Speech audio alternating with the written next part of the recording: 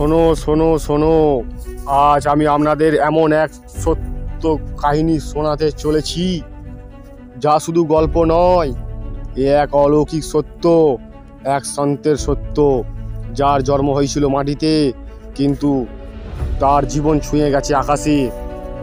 জন্ম নেন এক আলাদা শিশু, এক অদ্ভুত শিশু, যা শুনলে আপনারা সকলেই চমকে উঠবেন। তারই জীবন কাহিনী আমি আজ বর্ণনা করতে চলেছি। উত্তরপ্রদেশে কানপুর সারশৈল গ্রামে জন্ম নেন এক অদ্ভুত শিশু।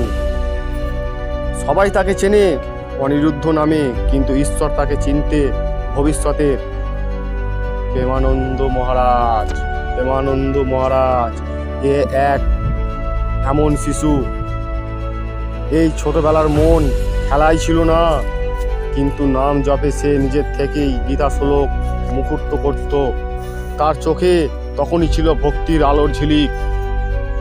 13 বছর বয়সে এক সিদ্ধান্ত যা মানুষকে স্তব্ধ করে দেয়। মাত্র 13 বছর বয়সে একদিন হঠাৎ কোনো কিছু না বলে 11টি দারোগার মতো সংসার পেছনে ফেলে মাত্র 13 বছর বয়সে সে বেরিয়ে পড়ে। না কোনো ভয়, না কোনো সাহস, শুধু একটাই তীব্র ডাক, আমি ঈশ্বরকে খুঁজবো, আমি ঈশ্বরকে খুঁজবো, আমি প্রেমকে খুঁজবো। সেই দিন থেকেই অনিরুদ্ধ হয়ে গেল আনন্দ স্বরূপ ব্রহ্মচারী। গঙ্গার তীরে কঠোর তপস্যা। বারাণসীর গঙ্গার তীরে পিপেল গাছের ছাওয়ায় ঠান্ডা পাথর মাটিতে বছরের পর বছর তিনি সাধনা করেন। ভোরের গঙ্গা আরতি, রাতের ধ্যান, এই দুটো ছিল তার একমাত্র সঙ্গী। মানুষ তখনই বুঝল এ ছেলে সাধারণ ছেলে না, এ জন্ম নিয়েছে সাধু হওয়ার জন্য। বৃন্দাবনে গুরু দীক্ষা যেদিন বদলে গেল, ভাগ্যের টানে তিনি চলে এলেন বৃন্দাবন। এখানেই তার সাক্ষাৎ হন রাধা বল্লভ সম্প্রদায় মহাগুরু হিট গৌরাঙ্গজি শরণ জি মহারাজের সঙ্গে। তাহলে এখানে বৃন্দাবনে এসে প্রেমানন্দ মহারাজ গুরুকে খুঁজে পেয়েছিলেন। হিট গৌরাঙ্গজি শরণ মহারাজের সঙ্গে গুরু ও শরণগতি মন্ত্র দিলেন, আর পরেই নিজ মন্ত্র।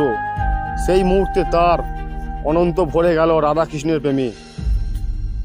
মানুষ তখনই তাকে ডাকল স্বামী আনন্দস্বরম, আর পরে প্রেমানন্দ মহারাজ, কারণ তার জীবনটা তখন প্রেমে পূর্ণ, আনন্দে উপচে পড়া। তার কোনো দুঃখ নেই, নেই কোনো কষ্ট, শুধু প্রেম। তিনি সবসময় বলতেন, যেখানে শ্রীকৃষ্ণ আছেন সেখানে দুঃখ থাকতে পারে না। যদি তোমার হৃদয়ে প্রেম থাকে সেখানে ব্যথা ঢুকতে পারে না।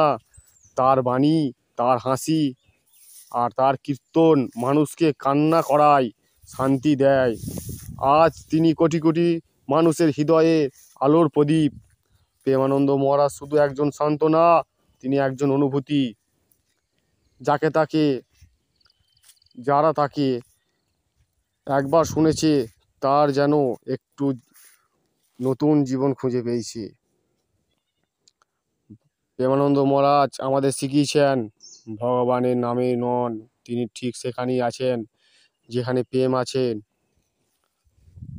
তাই আরও কিছু গোপন তথ্য জানার জন্য চ্যানেলটা অবশ্যই সাবস্ক্রাইব করে লাইক করে আমাকে আপনারা সাপোর্ট করবেন।